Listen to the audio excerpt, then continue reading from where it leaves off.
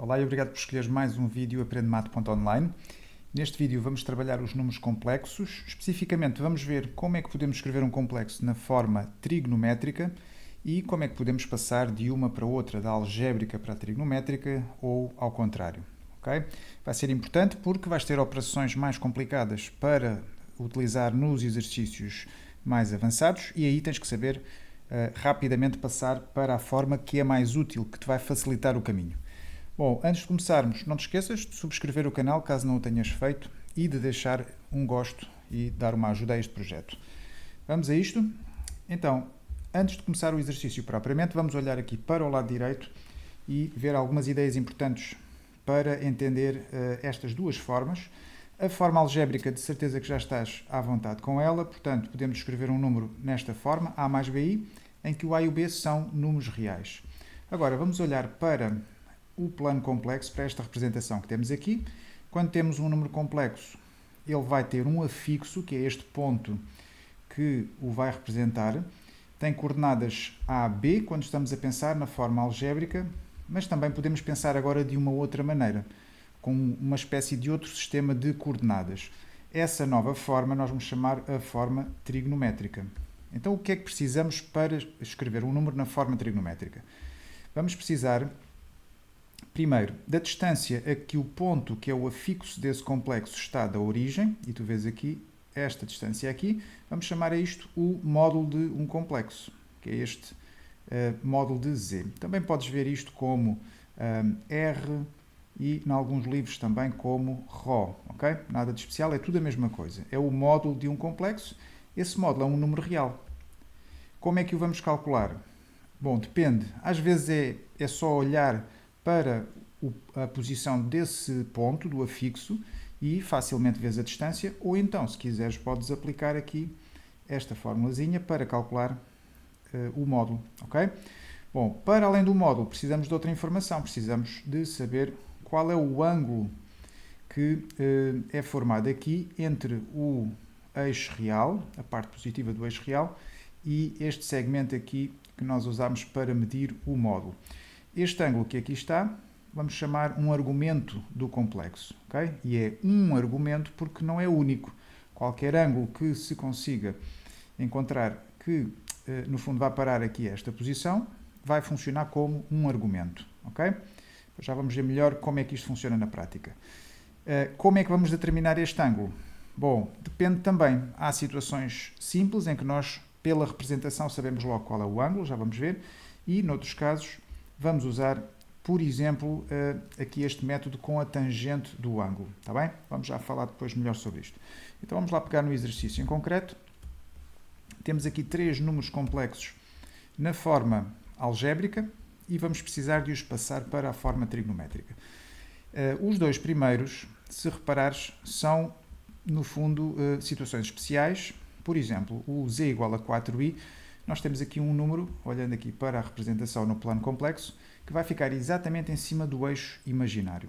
Ora, este número tem um nome especial, nós dizemos que é um imaginário puro.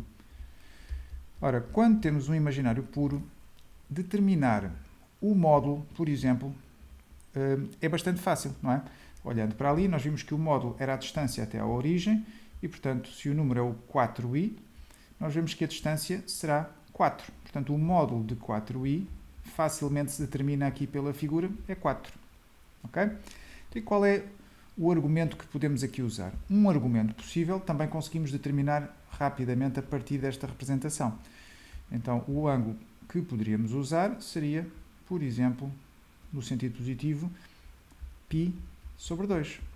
Okay? Também poderia escolher, no sentido negativo, menos 3π sobre 2, e também era um argumento válido para este complexo. Então, vamos escrever já o primeiro. O z igual a 4i ficaria na forma trigonométrica, o módulo, que é 4. E agora vamos usar aquela notação e elevado a i e vamos colocar aqui o argumento, π sobre 2. Ora, o que está aqui é a forma trigonométrica. Ok? Agora vamos ao b. O b também está numa posição especial. Nós vemos que fica em cima do eixo real. Portanto, no fundo é um número real também. Então, qual será o módulo? Mais uma vez, este é muito rápido, a distância até a origem nós vemos aqui, que será de 3. Portanto, o módulo de menos 3 é igual a 3. Então, temos o módulo. Qual será um argumento a escolher aqui? Partindo ali da parte positiva do eixo real, vemos que podemos, por exemplo, utilizar o π, não é? Era uma possibilidade de argumento. Então, vamos escrevê-lo.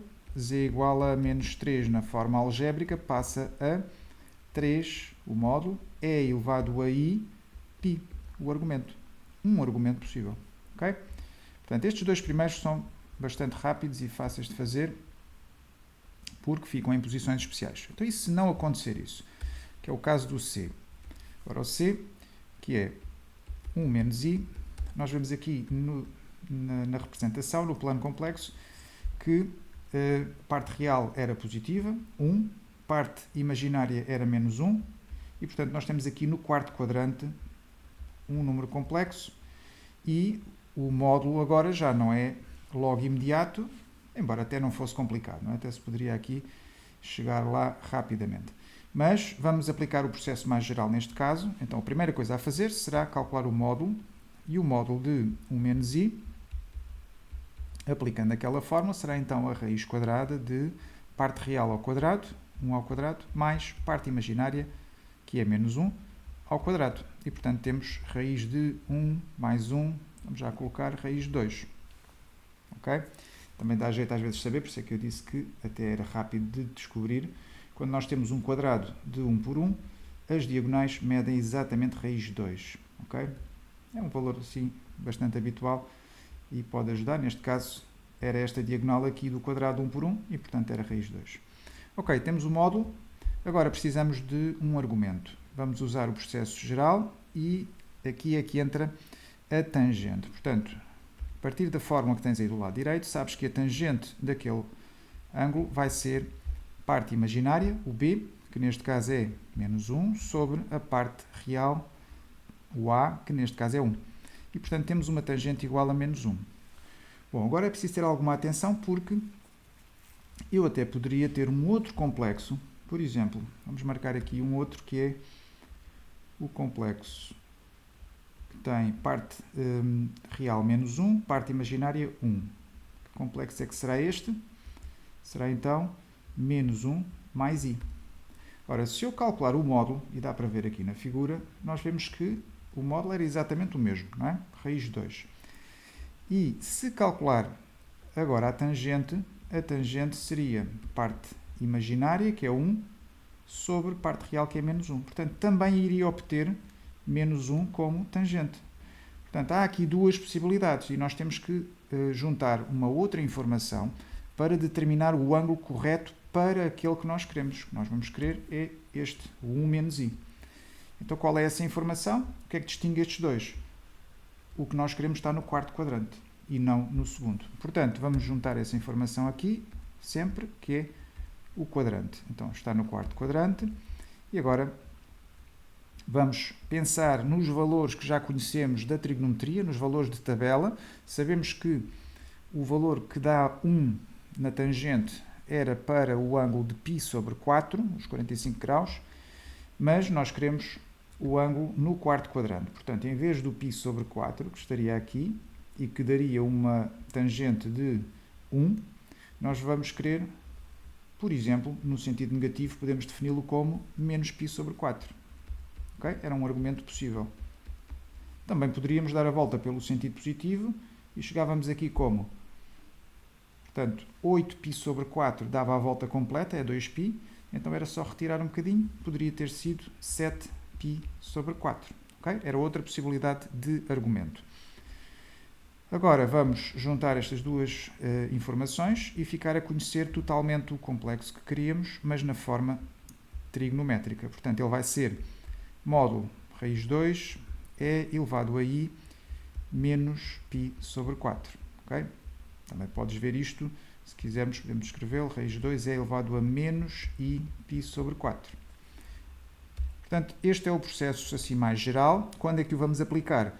Quando o número não está, em termos geométricos, situada em cima de nenhum dos eixos, portanto não é ou imaginário puro ou real, e portanto vamos a partir daqui primeiro descobrir o módulo e vamos usar aquela fórmula, e depois pela tangente descobrimos o valor da tangente, B sobre A, sabemos qual é o quadrante e usando também o conhecimento dos valores de tabela da tangente, vamos determinar um argumento para esse complexo. Okay?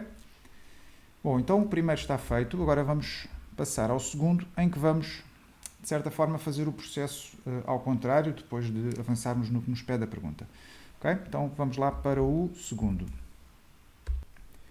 Para o segundo exercício, nós temos aqui um complexo Z definido por algumas operações, temos aqui uma subtração neste caso, e cada uma destas partes está na forma trigonométrica. Portanto, temos este aqui e temos este número aqui na forma trigonométrica e queremos subtraí-los. Bom, não vamos ter uma fórmula propriamente para poder subtrair os complexos na forma trigonométrica. Portanto, vamos ter que os colocar primeiro na forma algébrica, que é aquela que normalmente usamos para somar e subtrair. Então, para fazer isso, temos de compreender primeiro o que é que representa aquela notação que usamos de E elevado a I θ.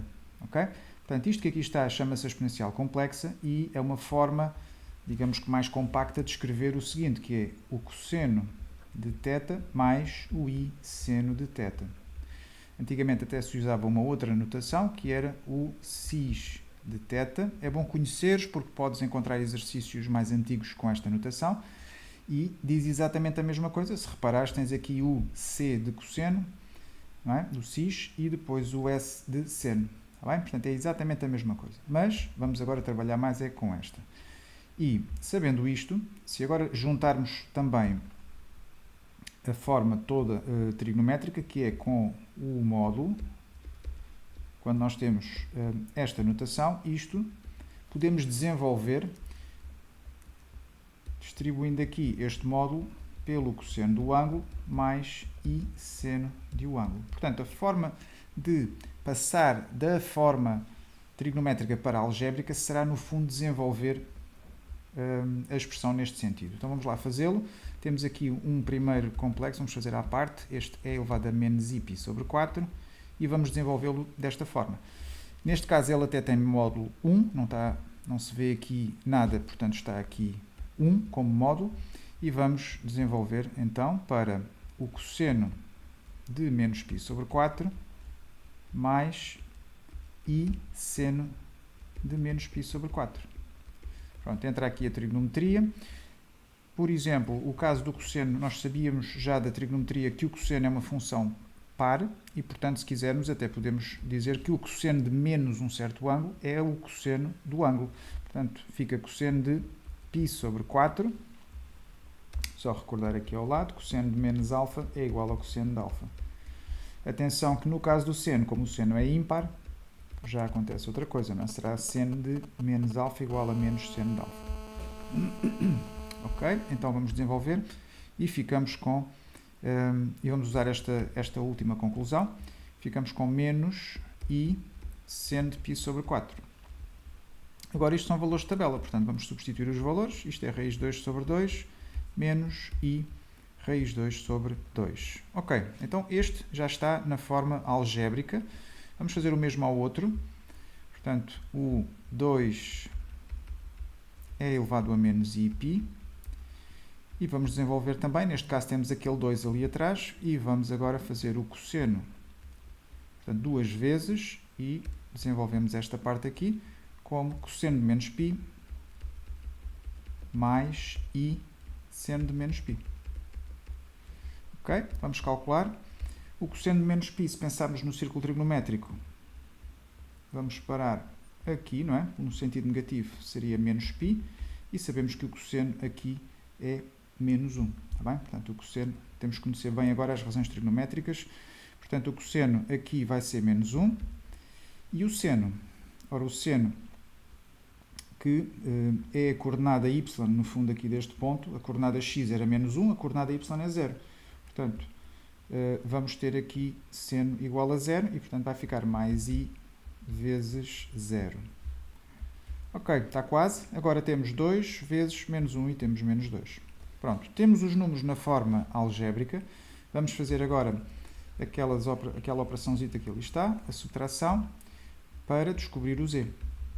Então, ficamos com z é igual, seria este número que estava na forma trigonométrica, passámos para a algébrica, está aqui, menos este que está a verde, que agora na forma algébrica é isto. Então, ficamos com raiz 2 sobre 2, menos i raiz 2 sobre 2, e isto menos o menos 2. Cuidado aqui com os sinais.